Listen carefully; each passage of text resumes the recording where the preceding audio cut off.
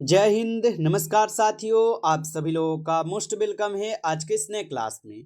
साथियों, आज के इस क्लास में हम सभी लोग जो है पढ़ने वाले हैं यूपी पुलिस होमगार्ड भर्ती 2025 और 2026 के एग्जाम के लिए मोस्ट इम्पोर्टेंट प्रीवियस ईयर के क्वेश्चन आंसर को, जो कि साथियों आपके यूपी पुलिस होमगार्ड भर्ती 2025 और 26 के एग्जाम के लिए काफ़ी इंपॉर्टेंट है।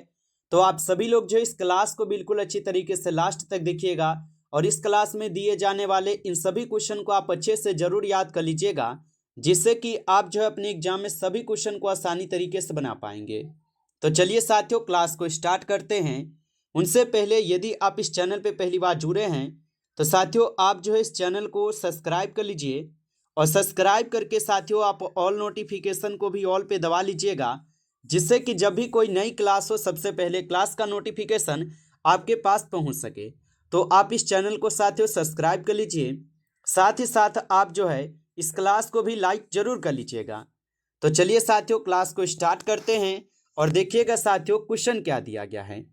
साथियों क्वेश्चन दिया गया है कि उत्तर प्रदेश के मुख्यमंत्री को कौन नियुक्त करता है।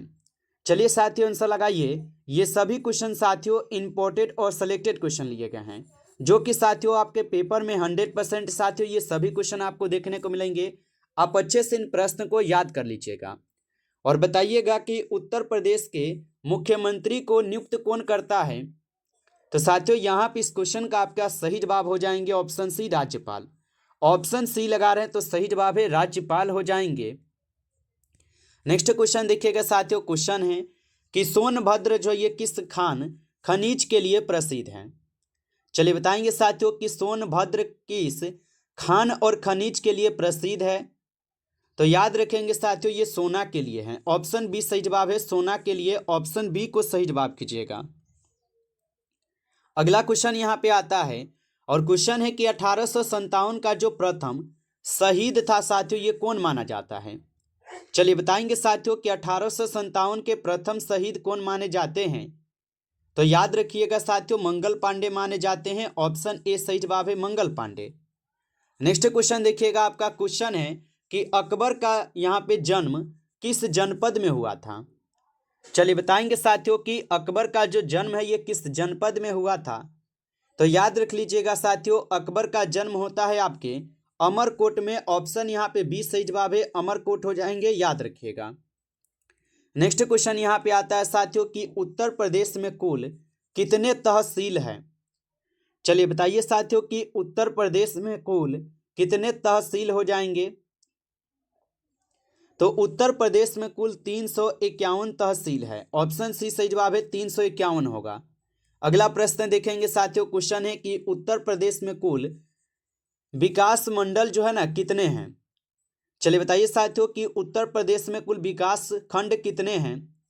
तो याद रख लीजिएगा साथियों 822 से लेकर 826 के बीच है। ऑप्शन सी सही जवाब है, याद रखेंगे। अगला प्रश्न देखिएगा, क्वेश्चन है उत्तर प्रदेश में कितने नगर निगम हैं। चलिए बताइएगा साथियों कि उत्तर प्रदेश में कुल कितने नगर निगम हैं। तो याद रखिएगा साथियों उत्तर प्रदेश में कुल 17 नगर निगम है। ऑप्शन सी सही जवाब है, 17 होगा। अगला प्रश्न देखेंगे, इलाहाबाद का नाम बदलकर प्रयागराज जो है ये किस वर्ष रखा गया था। बताएंगे साथियों ये सभी क्वेश्चन काफी इंपॉर्टेंट और वीवीआई सेलेक्टेड क्वेश्चन है साथियों, जो आपके पेपर में 100% साथियों ये सभी क्वेश्चन देखने को मिलेंगे। आप अच्छे से इन प्रश्न को याद रखिएगा और बताइए कि इलाहाबाद का नाम बदलकर प्रयागराज जो है ये किस वर्ष रखा गया था। तो याद रखेंगे साथियों 2018 में। ऑप्शन सी सही जवाब है, 2018 में। अगला प्रश्न यहाँ पे आता है कि फतेहपुर सीकरी किस मुगल सम्राट की राजधानी थी। चलिए बताएंगे साथियों कि फतेहपुर सीकरी किस मुगल सम्राट की राजधानी थी। तो याद रखिएगा आप सभी लोग फतेहपुर सीकरी जो है ये अकबर की राजधानी थी। ऑप्शन सी सही जवाब है, अकबर की होगा। अगला प्रश्न देखेंगे साथियों 1857 के विद्रोह में कानपुर का नेतृत्व जो है ना किसने किया था। चलिए बताइएगा साथियों कि 1857 के विद्रोह में कानपुर का नेतृत्व किसने किया था। तो याद रखिएगा साथियों नाना साहब किए हुए थे। ऑप्शन सी सही जवाब है, नाना साहब हो जाएंगे। अगला प्रश्न है उत्तर प्रदेश में विधानसभा की पहली बैठक जो है साथियों कब हुई थी? चलिए बताइए आप सभी लोग कि उत्तर प्रदेश विधानसभा की पहली बैठक कब हुई थी? तो उत्तर प्रदेश विधानसभा की पहली बैठक हुई थी आपके 1937 में। ऑप्शन बी सही जवाब है, 1937 में हुई थी। नेक्स्ट क्वेश्चन देखिएगा, आपका क्वेश्चन है इलाहाबाद विश्वविद्यालय की स्थापना कब हुई थी? चलिए बताइए साथियों कि इलाहाबाद विश्वविद्यालय की स्थापना कब हुई थी? तो याद रखिएगा, इलाहाबाद विश्वविद्यालय की स्थापना होती है 1887 में। ऑप्शन यहाँ पे बी सही जवाब है, 1887 में। अगला क्वेश्चन देखेंगे, क्वेश्चन है कि उत्तर प्रदेश में ग्राम पंचायत का चुनाव जो है ना कौन करता है? बताइए, उत्तर प्रदेश में ग्राम पंचायत का चुनाव कौन कराता है? तो साथियों आप याद रखेंगे, राज्य निर्वाचन आयोग के द्वारा उत्तर प्रदेश में ग्राम पंचायत का चुनाव कराए जाते हैं। ऑप्शन सी सही जवाब है, याद रखिएगा। चलिए नेक्स्ट क्वेश्चन है आपका, जिले का प्रमुख प्रशासनिक अधिकारी जो है साथियों कौन होता है? चलिए आंसर लगाएंगे साथियों। और आप लाइक नहीं किए हैं साथियों इस क्लास को, तो आप इस क्लास को एक बार ज़्यादा से ज़्यादा लाइक कर लीजिएगा।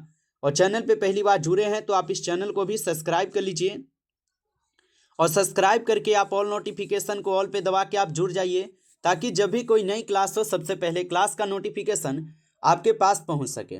तो आप इस चैनल को सब्सक्राइब कर लीजिए। और साथियों यदि आपको पीडीएफ चाहिए क्लास का तो आप जरूर कमेंट करके बताइएगा, जिससे कि आपको ये पीडीएफ हम प्रोवाइड कर दें। और बताइएगा कि जिले का प्रमुख प्रशासनिक अधिकारी कौन होता है? तो जिला अधिकारी ही होता है। ऑप्शन सी सही जवाब है, जिला अधिकारी। अगला प्रश्न आता है कि राज्यपाल को हटाने का अधिकार जो है किसके पास है? चलिए बताएंगे साथियों कि राज्यपाल को हटाने का अधिकार किसके पास है? तो राज्यपाल को हटाने का जो अधिकार है साथियों ये राष्ट्रपति को हो जाएंगे। ऑप्शन बी करेंगे सही जवाब, राष्ट्रपति को होता है।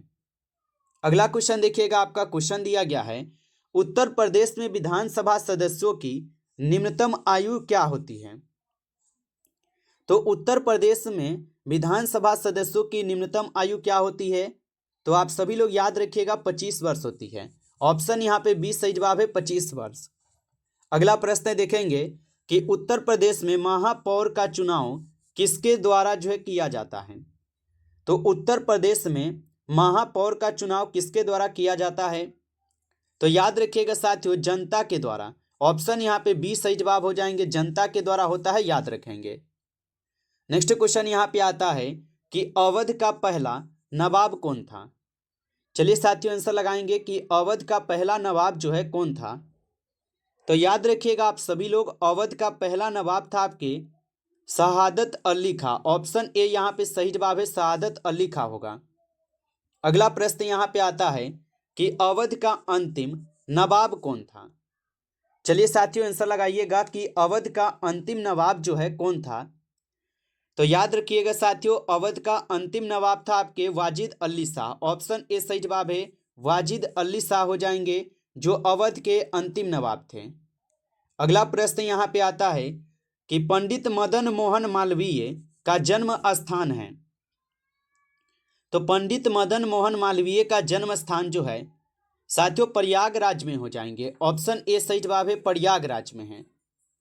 अगला क्वेश्चन देखेंगे साथियों, क्वेश्चन है कि बेगम हजरत महल 1857 के विद्रोह में किस शहर से जुड़ी थी?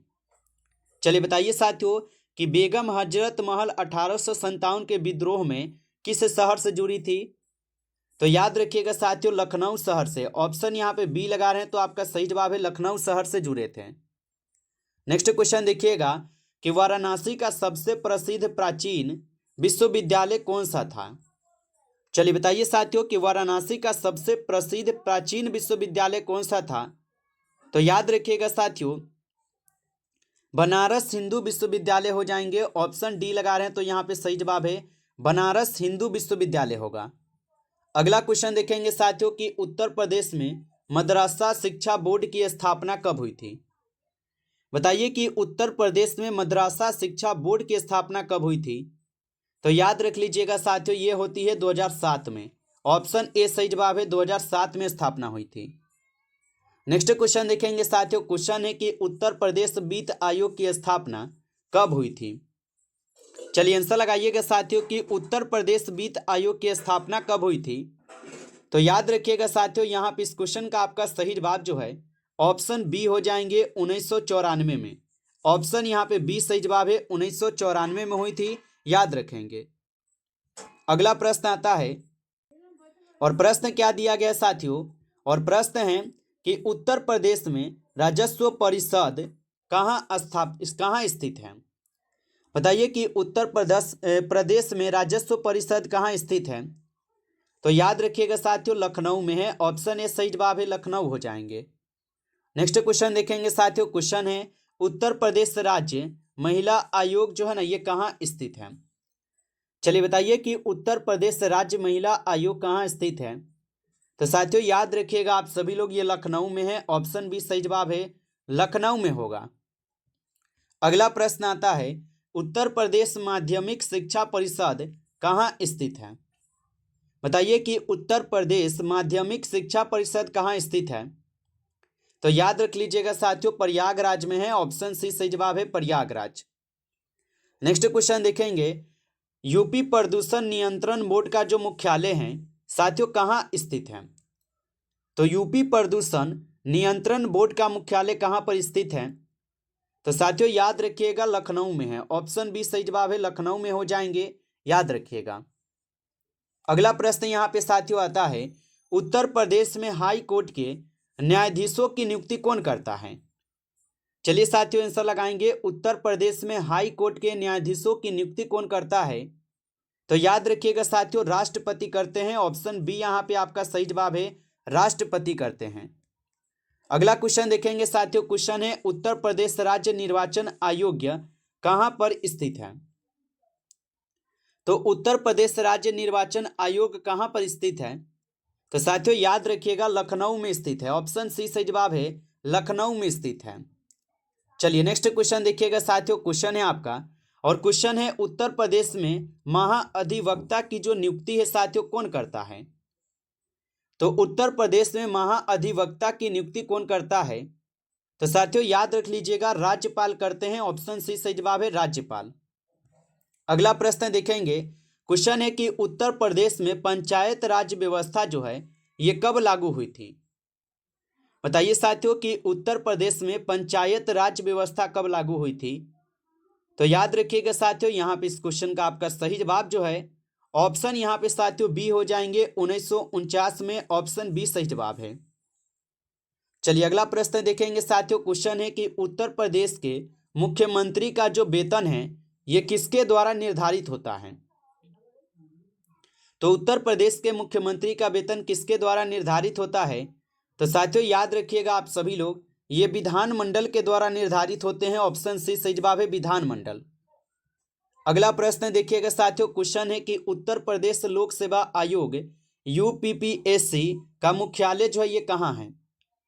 तो उत्तर प्रदेश लोक सेवा आयोग का जो मुख्यालय है साथियों ये आपके प्रयागराज में है। ऑप्शन सी करेंगे सही जवाब, प्रयागराज में है।